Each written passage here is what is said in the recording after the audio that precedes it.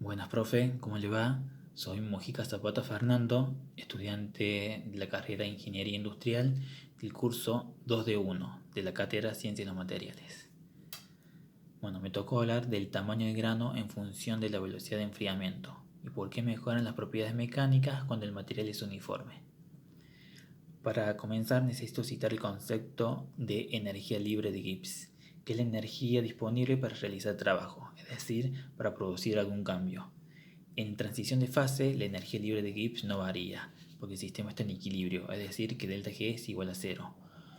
Reordenando la ecuación, voy a tener que la entropía va a ser igual a la entalpía sobre la temperatura.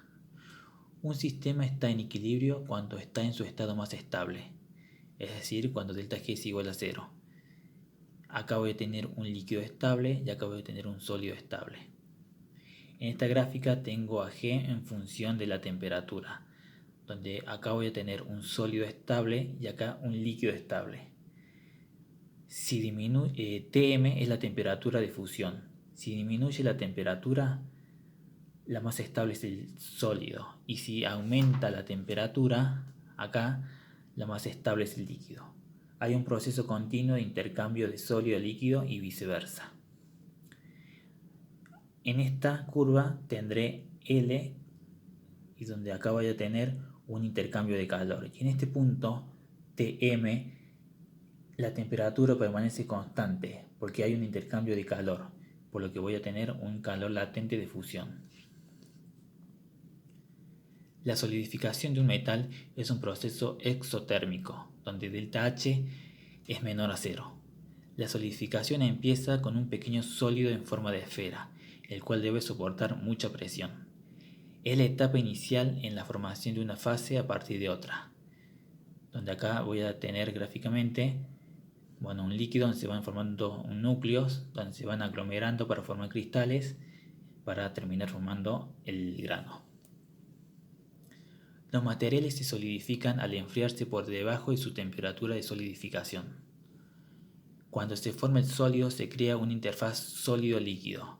A esta interfaz se le asocia una energía libre superficial sigma sub L. Cuanto mayor es el sólido, mayor es el aumento de la energía superficial. El cambio total de energía es delta G va a ser igual a 4 tercios por pi por radio al cubo por delta GB más 4 pi por radio al cuadrado por sigma S sub L, donde 4 tercios por pi por radio al cubo es el volumen del embrión esférico de radio R. 4 pi por radio cuadrado es la superficie de un embrión esférico. Sigma S sub L, como hemos dicho, es la energía libre superficial de la interfaz sólido-líquido. Y delta GB es el cambio de energía libre por unidad de volumen, que es negativo porque se supone que la transformación de fase es termodinámicamente factible. Un embrión es una partícula diminuta de sólido que se forma en un líquido. El embrión es inestable y puede crecer y formar un núcleo estable o redisolverse.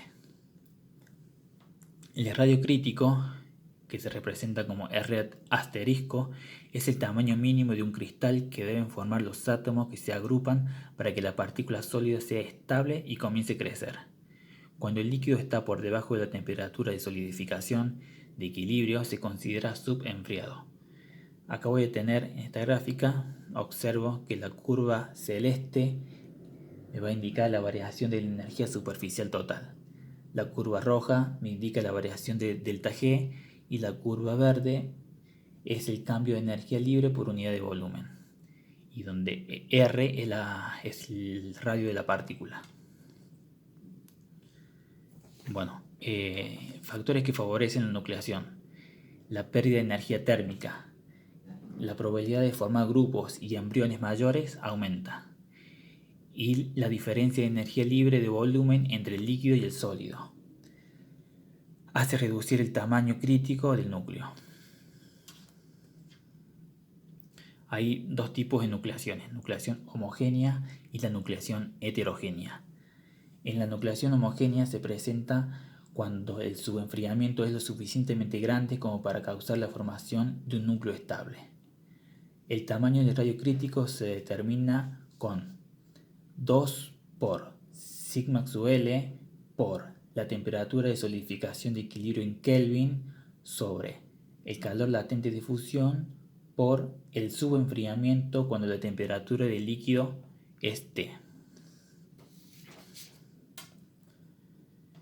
En la nucleación heterogénea, las impurezas en contacto con el líquido, ya sea que estén suspendidas en él o en las paredes del recipiente, proporcionan una superficie en la que se puede formar un sólido. El agente de nucleación Na y el líquido a solidificar forman un ángulo de contacto sigma. La velocidad de nucleación está determinada por la concentración de los agentes nucleantes que se introducen. En esta gráfica observamos que la curva azul es la curva de una nucleación homogénea y la curva roja es la curva de una nucleación heterogénea. El agente nucleante hace que baje la energía. Me sirve para tener una solidificación sin tanto enfriamiento.